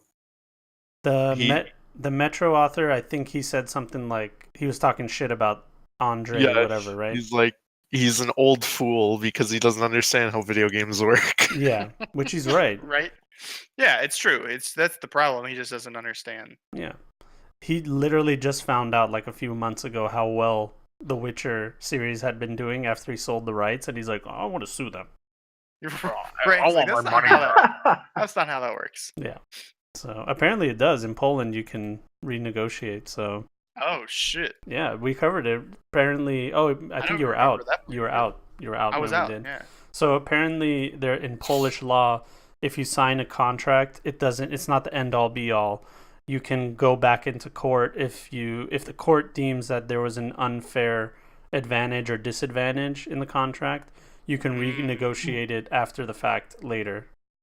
Well, I Wow, mean, there that is wasn't not anything fair. far about it. Like, they It- signed over rights before it was made into a big famous Look, game. man, and now Right. this it's is- all about what you can prove. So if his lawyers can Yeah. prove in court that he was shafted by the deal, then They'll that's be what's like, gonna yeah, happen. okay, the judge will decide. Yeah. If you ask me, they'll probably just settle outside of court. Oh, 100%. Yeah. You think that they want to go through the court? They Yeah. probably Yeah. don't. Here's a Alright. bottle of Polish vodka, and then he's just like, all right, this is good. All right, thanks. All right. Next piece of news. Fallout 76 bug accidentally deletes entire 50 gig beta. Oof. I mean, this is a future. This is just what you expect from Bethesda these days. I personally experienced this the Oh, you day did? of the beta. Really? Oh my You god, this experienced this yourself. Please tell Yep. us what happened. So, literally, an hour before the beta, I finished preloading it. The day you could preload it. It's like a week before, and an hour before the beta, the very first beta opens up. My friend's like, they deleted it, and I'm like, what? And they're like, yeah, it's gone. And I'm like, what's gone? And he's like, everything. Everything. something removed it. 50 gigabytes is just gone. It's game over. And I'm like, what the fuck? So I spent like half of the first beta re-downloading it, which like I can't say I was happy about, but I'm like, Right. the beta. Like I don't really Yeah. care. Yeah. And then I got into the beta and it ran like hot garbage. Just absolute horrible frame rate. You're like, they didn't really fix the deletion bug. Yeah, It's still deleted. It deleted my The- frames. the first day of the beta was horrible, and then once I figured out that you had to turn all your settings to low, run it in full screen with VSync off, Oh, it Lord. ran really well, and I had a great It time. made a big difference, huh? Yeah, honestly, well, you guys want to talk about Fallout? Yeah. Yeah. This is this is good. Well, without spoiling anything, Okay. honestly, I highly recommend the game. I think it it's- looks so cool, man. People are talking shit about it. Yeah. I've heard a lot of people say there's not a lot of substance, the game feels empty, and I can see that to an extent, but the easiest way you look at it is it's a multiplayer Fallout game. Right. That's That's like why it's not going yeah, to be It this sounds dense. cool. It's not going to be Yeah. as dense as any other Fallout. And even then, just walking around searching through buildings and getting like these random like quests that have, by the way, these quests have like mega long chains. They're like 30 quests long. Oh, wow. Oh, Lord. Well, yeah, Like, I'd it's argue ridiculous. I'd argue that what they're going for here is like trying to follow the same success of Elder Scrolls Online, except in the Fallout universe, because it's a very, very popular thing to do, and of course, then you get to pull your friends in. Yeah. The only thing I would say is Elder Scrolls Online, when I first saw it, I was like, why does this feel like somebody else made an Elder Scrolls game? And then I found out, oh, it is somebody else that made an Elder Somebody else. Scrolls game. Yeah. But this Fallout 76, from everything that I've watched, from reviews to gameplay to Twitch, it just looks like Fallout with your friends. Yeah. And it is a lot of fun. And even traveling by myself, it was a lot of fun, Yeah. surprisingly. Because it's new the- Fallout content, even if it's Yeah. not a new engine or whatever. it's still fun to play Fallout. It's that, dude, that first time you come out of the vault and then 3 hours later you're like, holy shit, I'm over here doing this thing. That's what Bethesda games are all about. And Fallout 76 is just that, but with your buddies. So I don't see a downside here at all. Yeah, it's highly recommended. If there's any like gripes about it, it would have to be the performance of the game. Like it's just not optimized, but And it's a beta. Like Who didn't know cares? that wasn't gonna happen? Exactly. Yeah. We knew it was gonna be bugs. I didn't think it was gonna delete the whole fucking game. But That's probably the best bug I've ever seen. that's the weirdest bug. Like, how does that even happen, dude? Apparently, look. My favorite part about this entire bug is how to recreate it. Oh god. It says it was a bug where clicking any button on the launch client would delete the entire beta and force users to download the just under 50 gigabyte thing all over again. Oh my god. But it wasn't too bad because the next beta they gave us an extra like 8 hours. Oh, Like okay. it was almost 2 betas combined. So Well, that's good at least. I mean, you gotta do something. Yeah, then it Yeah. says people were saying that you just open the client and it just deletes the game. yeah, is weird. Typical Bethesda. Yeah, that's great. So that's the other thing with Bethesda. Like, it's like we're not surprised that their games are buggy. It's gonna be buggy. Yeah, as hell. it's like the complete polar opposite of the conversation we had earlier about Blizzard's mobile game. It's like Yeah. How dare they rile us up and make us think it's going to be a great polished product? Bethesda, the bug deletes the entire game. Oh, Bethesda. yeah. Right. Oh, you That's- scoundrels. That's normal. Or it's like your buddy with an eye patch. He's like, "Hey, I might crash into things while I'm driving." It's like, yeah, it's understandable, dude.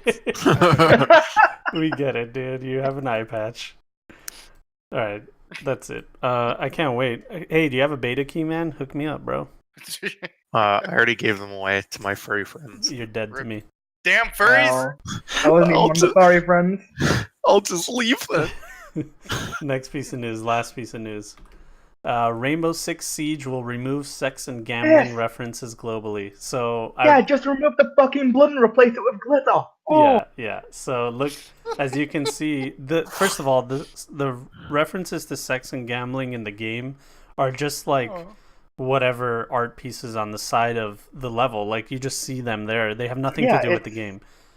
Yeah, it's a biker's like club. It's not meant to be this family-friendly area. It's meant to be like this gang of burly men wanting to do manly things with strippers and drugs and gambling. Well, And the reason they did all this was because of China. So China told them they have their own ethics board. They're like, you got to remove these things on our version of the game. Usually, this is a normal thing. A lot of companies make two versions of their game, one for China and one for everywhere else. And Rainbow Six decided, nah, fuck that. We're just going to remove it from the client. Yep. And that means that all the games don't have it. Now, if you go to the Rainbow Six subreddit, the top post on the subreddit is, I'm quitting Rainbow Six because of this. This was the straw that broke the camel's back. It was the number one thing. I don't know why people are so upset about it. But they're upset that there isn't two versions of the game where they can have their sex and gambling and stuff like that. It's like although I got mad about it initially, like immediately after reading, it's like I can understand how they don't want to make two separate versions with the high competitive nature of Rainbow Six Siege. It's got like a huge, following, and to change that may put like some things at a disadvantage, like certain things you could place on walls. Like for example, on that wall, like on the picture beginning of the article, there is like slot machines. And removing them, you would then be able to deploy gadgets on that wall that you wouldn't be able to in other versions. So I can understand it, but it's just... Yeah, it's a bit much. As far as I know, that room is not an important room, right? I think that's like one of the like hallway rooms. I'm not sure if the bomb or the capture point is ever in that room. But I get what you're saying either way.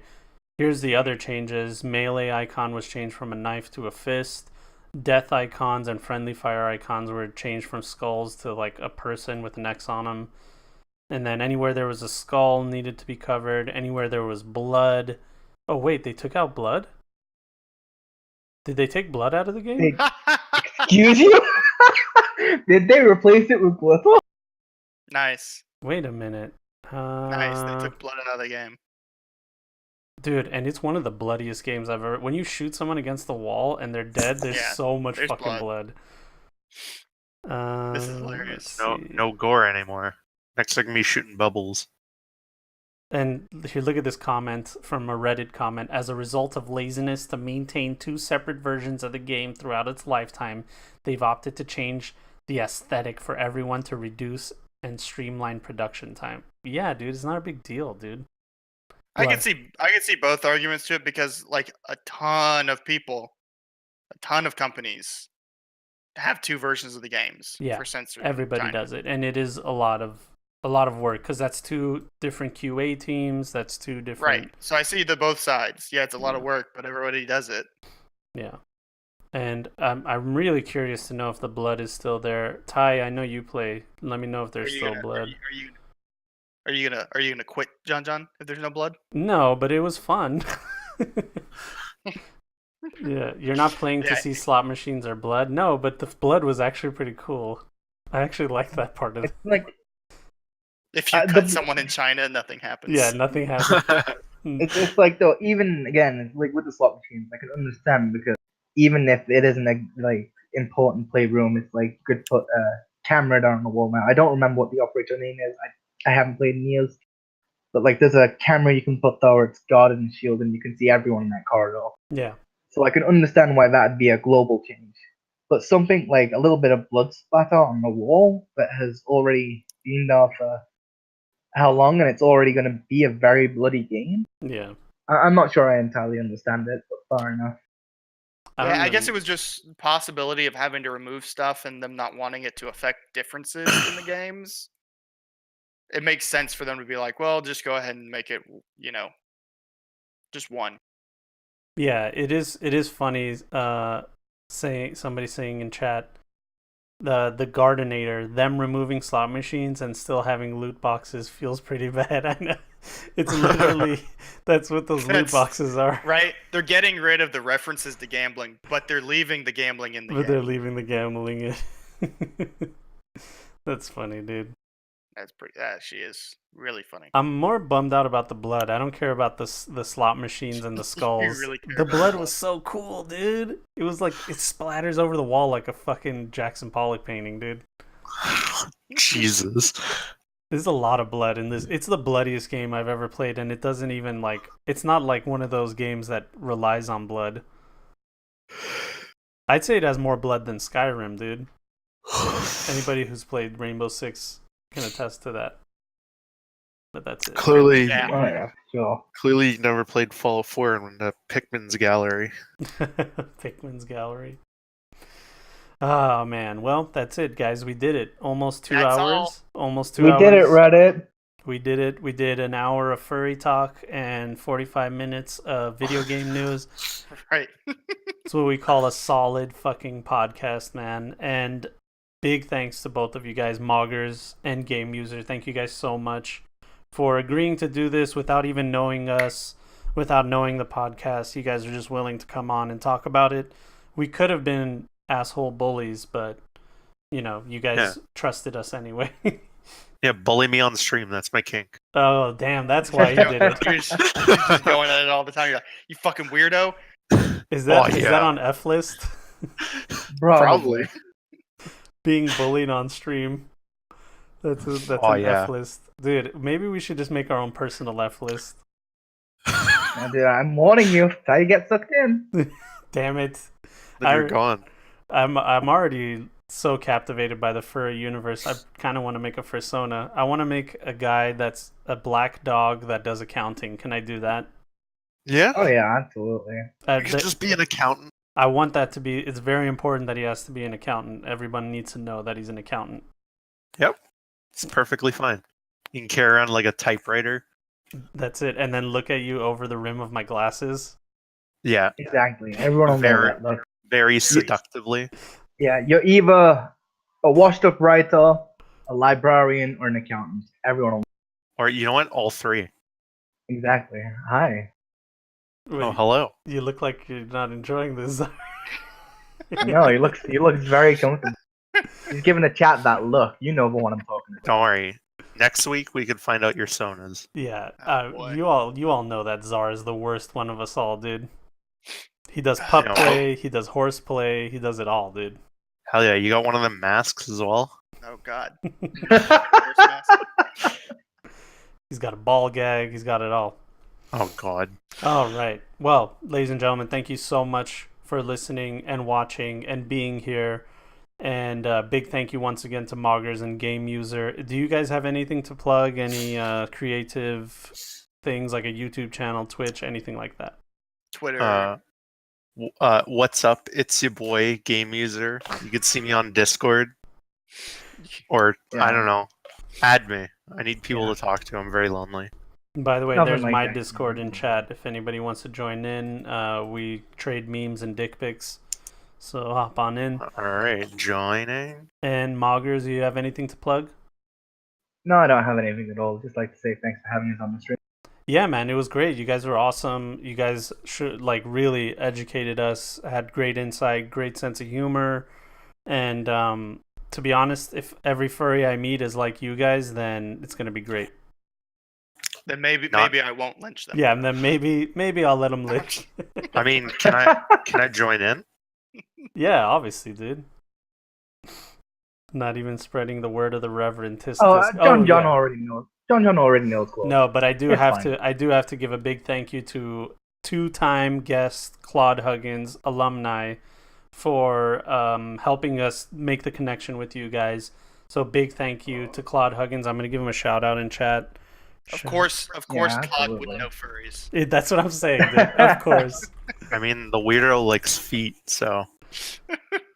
He's just a great guy, man. I love that guy so much. But yeah, I had to dive deep into his Discord to find some furries.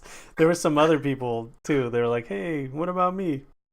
Dive deep, like pinging at everyone. Are there furries? Yeah, Not everyone. Yeah, Furries- Claude should already know who the rest Deep of the diving. are. furries or nah. No, but I'll hate on them. Yeah, Zara, you have anything to plug? No, not shit. I ain't got shit to do. Okay, Too busy. that's good. To everybody else in chat, thank you guys so much for everything. Big thank you to homie that Bundef. Bundif. Another great streamer. Yeah, shout out to Bundif. Let me shout him out in chat too. Bundif. It's like that, right? Right? Did I do it correctly? Bundif. Yeah, that's it. Yep. Okay. Shout out to him. Thank you so much for the host and everybody that's here. We'll see you guys next week for some more video game news and life and everything in between. Hopefully by then I'll have my persona fully fleshed out. So, I can continue with my life in passion and love. We'll be the first to judge it. That's it. Thank you Yay. guys so much. Have a wonderful week. We'll see you guys. All right. Take care. Nice. Ladies and gentlemen, welcome to the Point Click Podcast. Czar Salesman.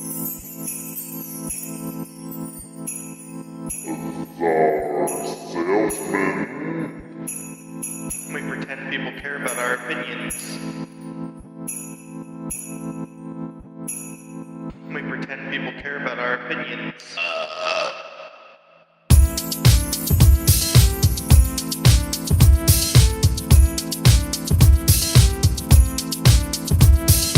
They're just a couple of good guys, virtue signaling their life away.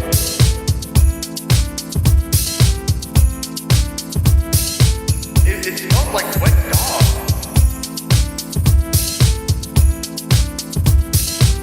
We pretend people care about our opinions.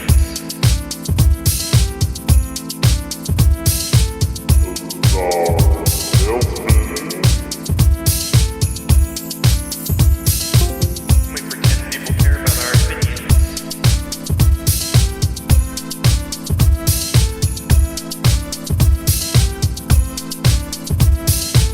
Ladies and gentlemen, welcome to the Point Click Podcast.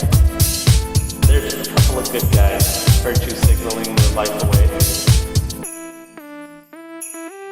So stay woke, stay fresh,